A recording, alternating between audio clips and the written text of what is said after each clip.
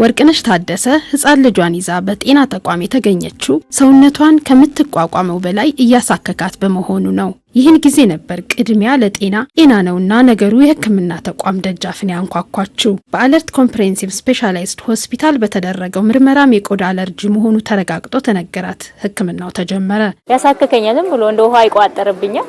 እንደዛ ያሳከከኝ ሰውነቴ ላይ ሙሉ ሰውነቴ ላይ ማለት ነው። መድኃኒት ተሰጥቶኝ ከዚህ በፊት ለውጥ አለው። አሁን ደግሞ ያው ሲነሳብኝ ተመልሼ መጣው ማለት። የቆዳ አለርጂ ከተለመዱ የቆዳ በሽታዎች ይመደባል የሚሉት ባለሙያዎች መንስኤው የተለያየ ቢሆንም በርካታ ሰዎች ላይ የሚከሰት ሲሆን በአብዛኛው ህሙማን ዘንድ መንስኤውን አጣርቶ አለማወቅ ይስተዋላል። ቆዳ አስም የምንለው አለ ወይ ኮንታክት ደርማታይተስ የምንለው ደግሞ ከሆነ ነገር ጋር በንክኪ የሚነሳ የአለርጂ አይነት አለ። እሱ አለርጂ ኮንታክት ደርማታይተስ የምንለው አለ ወይንም ኢሪታንት ደግሞ ምንለው ወዲያው የሚነሳ ቶሎ ዱሬሽን ያለው በንክኪ የሚነሳ አለርጂ አለ። እነዚህ ሁሉ አለርጂ ውስጥ ነው የምንከታቸው ማለት ነው። የምንጠቀማቸው ኮስሞቲክሶች ሊሆን ይችላሉ። የምናደርጋቸው ለምሳሌ ቀስ እዚህ ጋር የምትቀቢው ሊሆን ይችላል። የምንጠቀማቸው ሳሙናዎች፣ ሽቶዎች እና ደግሞ ይሄ ራስን መጠበቂያ የምናደርጋቸው ነገሮች፣ ጆሮ ጌጦች፣ እንደዚህ የምናደርጋቸው ቀበቶች ኢቭን ከዛ አልፎ ደግሞ የምንወስደው መድኃኒት ራሱ ሊሆን ይችላል።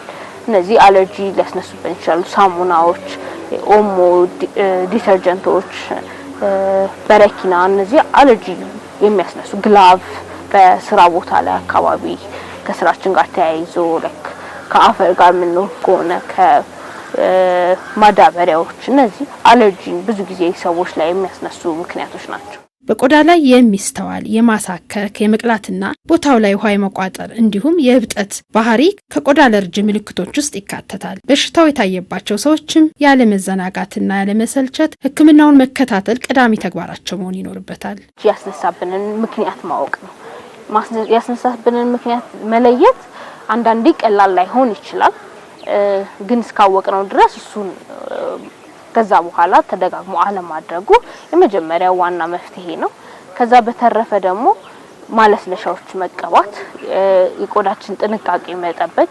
ግዝ ቆዳ ድርቀት በኖረው ጊዜ የቆዳችን ራሱ ባሪየር ወይንም የቆዳችን ሴል በተጎዳ ቁጥር ለአለርጂ ሞር ሴንሲቲቭ እየሆነ ነው የሚሄደው። ለአለርጂ ቅርብ እየሆነ ነው የሚሄደውና ቆዳችን እንዳይጎዳ ቅባቶችን መቀባት፣ ሞይስቸራይዘሮችን ማድረግ በጣም ጥሩ ነው። ለምሳሌ እንደ ቫዝሊን ማለት ነው።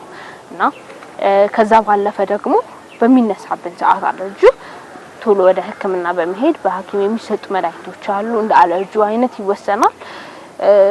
ይሄን በሚቀባ ይታከማል። በሚቀባ ለውጥ ማይኖረው ከሆነ ደግሞ የሚዋጥ መድኃኒቶች አሉ። እነሱን በማድረግ አሪፍ ለውጥ ይኖራል ማለት ነው። ለቆዳ ላይ ላለ አለርጂ ነው ብለን እኛ መድኃኒት ከፋርማሲ ያለ ሐኪም ትዕዛዝ ከምንወስድ ይልቅ በሐኪም ታዞ ቢሆን ጥሩ ነው። ለምን አንዳንዴ ሰዎች አለርጂ ነው ብለው ያሰቡት ነገር አለርጂ ሳይሆን ፈንገስ ሊሆን ይችላልና በሱም ጥንቃቄ ያስፈልጋል። የምንሰጠው የአለርጂ መድኃኒት መጠኑ እንደ ቅባትም ሆኖ የመለያየት ባህሪ ያለው። ስለዚህ ሁሌ በሐኪም የሚታዘዝ የሆነ የተሻለ ነው። እሱም ማድረግ ያስፈልጋል። ከዛ ደግሞ ቶሎ ወደ ህክምና ማድረግ መምጣቱ የተሻለ ነው።